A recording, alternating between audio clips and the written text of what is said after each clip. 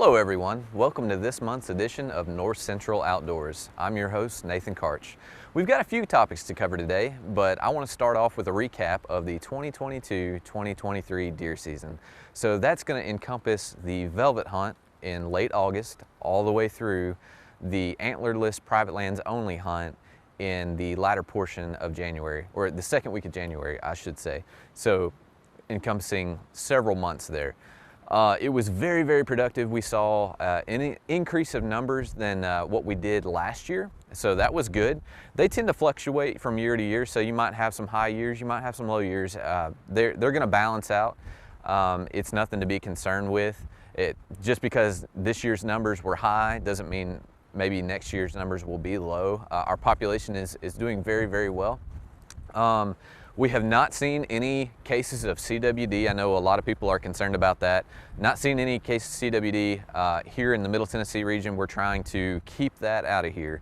It's staying west, and if we can just control it there, I think we'll have a healthy population of deer for many years to come. But just looking statewide harvest this year compared to last year, we had approximately 151,000 deer harvested this year, as opposed last year was 123,000. So a significant jump in numbers from this year to last year. And then last year we saw approximately 110,000 successful hunters. Last year was 95,000 successful hunters. And I think we can attribute that to a couple different things.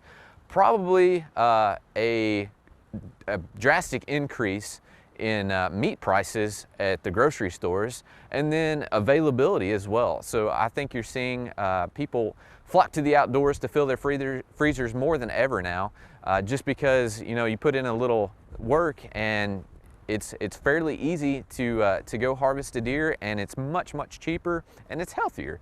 So I think that's what you're seeing there, and that's great. We encourage all people to go out and enjoy the outdoors and maybe try to get your first deer or your second, or if you've had many opportunities, just go fill your freezer. It's great meat, and we want you to be successful. So it's very neat to see those numbers.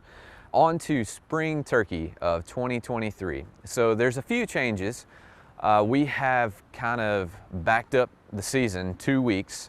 So instead of starting April 1st, we are starting April 15th now. That will run all the way to May 28th. So April 15th to May 28th, that's going to be your statewide season. The youth sportsman, the juvenile hunt, will be April 8th and 9th, so that weekend.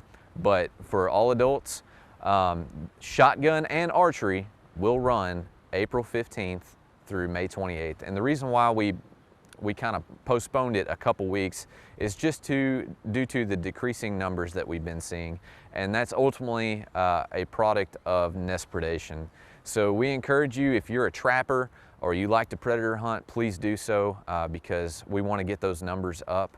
That is the main thing, is just nest predation. Raccoons, foxes, bobcats, coyotes, armadillos, all of those species. They really don't have any natural predators here in Tennessee. So if you can trap and do your part in conservation, that will really help boost those turkey numbers. If you have not had it, now is a great time to get hunter education under your belt. If you were born after January 1st of 1969, you were required by state law to get hunter education before you go hunt. Now you can do that exclusively online. You can do it through the NRA's website, and you can actually save your progress as you go, so you don't have to just knock it out in one day and prolong it to 8 hours. You can do it over a week time span if you need to. There's two other ways you can do that, huntered.com, and there's another one that is listed in our hunting guide if you want to do that. I know there are some fees associated with that, but it's not too bad. I think the most expensive is around $30. And again, I think you can save your progress as you go on those, but go ahead and knock that out before the spring rolls around and turkey season hits, and that way you'll be good to go for both spring and deer season. And that's a one and done deal, just like our boating education. Once you do it, it's recognized throughout the country, and you're good to go. You'll never have to take it again, so please go and do that. Two things that I wanted to really point out was, number one, we already covered it with the postponement of turkey season 2 weeks, and that's really just to give a lot of these mature birds time to breed so we can bump up those numbers in the future. But another thing is we have reduced the number of birds from 3 to 2 birds, and only one can be a Jake. So you can have a Tom and a Jake, or 2 Toms, but only one can be a Jake. So 2 birds the entire season. And if you are a youth sportsman and you harvest one during that juvenile hunt, it will count toward your statewide bag limit. So it's just 2 birds only, and that's statewide. We no longer do the county thing where you can hop around county to county, and maybe one county allows 2 birds, one is 1, and so forth. It's just 2 birds, so be mindful of that. Again, shotgun and archery season run parallel, so it doesn't, shotgun does not start any later like it would during the fall turkey season. April 15th, it's going to start both, so you can use whatever method that you want. And then on to spring fishing. So spring fishing is almost here. Fishermen are being very productive with walleye, sauger, and crappie already. It's a little early for the stripe and the hybrid to get in full swing, but we'll see that in the latter portion of March into April. But it's very productive. Crappie is one of the best eating fish out there, and you can get several of them. They have to be 10 inches, so I encourage you to get out there and harvest you some good meat after deer season. That way you can fill your freezer with both fish and some big game. One important thing to note is paddlefish season. I know a lot of people like to partake in that.